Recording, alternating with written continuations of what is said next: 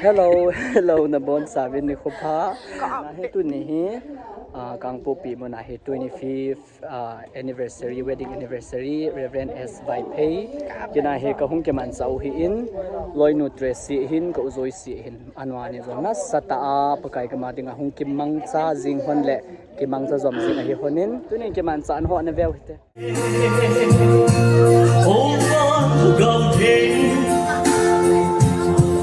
Nang po na hiye O wan hagaw te Nang ko na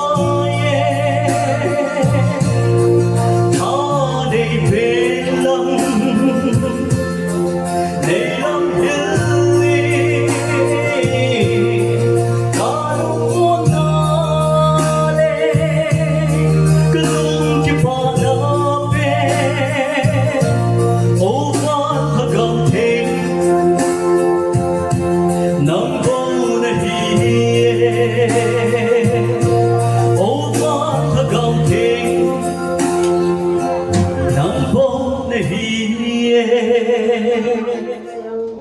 Pan ko na hona ni hong pinjing ahong jong se chunga ki pa thu kan nom heading ham iti diwa ke jong pasal ka pan masanga chu ano ba nom ding ham ka ti hi ka hong pan na ni na nga sunga ki chen hin ko man han na hin pakai nara chate in sunga hi je bachun hasan na tam pe to diwa hi nelawa phat jong umin tin min asai se phat umin tin min adem phat min ade phat umin tin apa cha jong umin tin atil khom jong umin tin ane sa don sa ape jong ni tam pi diwa hi hi chozo si su pakai abang abana hin palgal kai hana cha te to hin huan man na wa hin pathin nang man tunin na cha te in sunga hin na lo pi na hu kilang hen tia ka tawo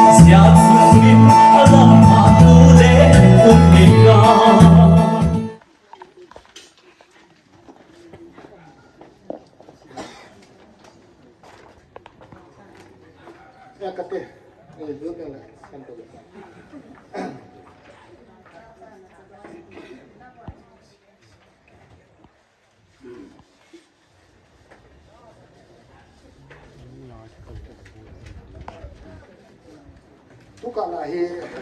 ลงยิ้มระดับตรงๆอย่างแหละ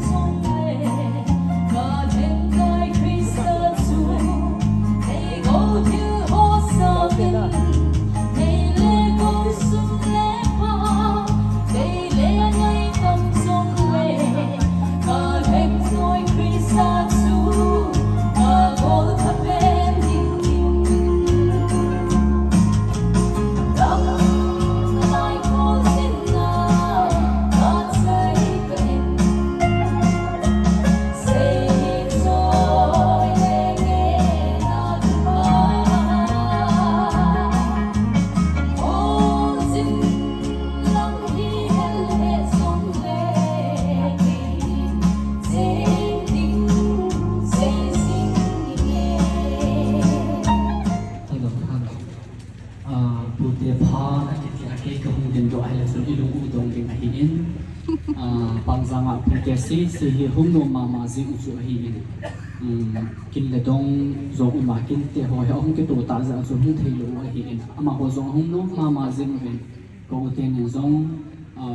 kaputen ai ngai do pove kaputen en ai khoto pove tem anala hon en lang kin le dong ho au lo thei lo hi za chu hu thei lo hi in sapang pen ta hi zong leng ke ma ka hu tin hi in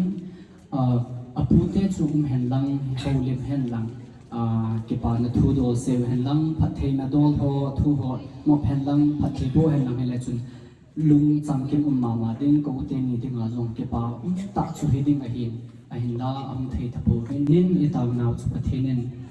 thagau ga ma na kal son hon na a thagau mang thai tam pi hu do in na sep jing honin tin thagau gil kel tam cha te ho wa jing ding in pathinin na phat thei bo na lon pi jing taw hen te chu pute hi na dola ka se na hin tin apute hung thei hi zong le ke ma se hung zong le ka ki pa pi naw chu ting le ka ngai ru naw tu ni ko 25th anniversary chin na apute no ka ki pa pi ve ti ve san na chu pot se khat ka ni se pi ding ke ma phat sa che tan te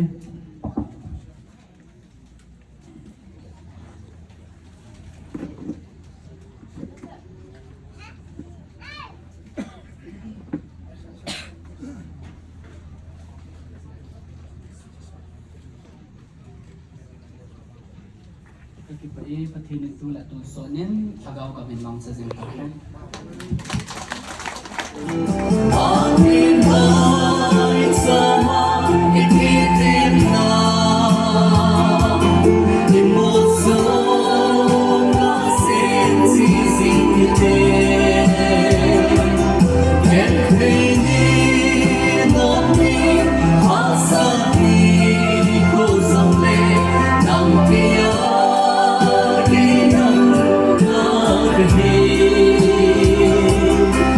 Soon now begin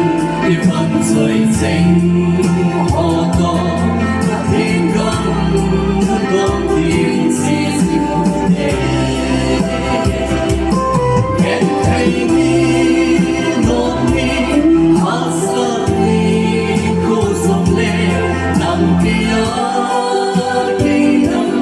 nahi soon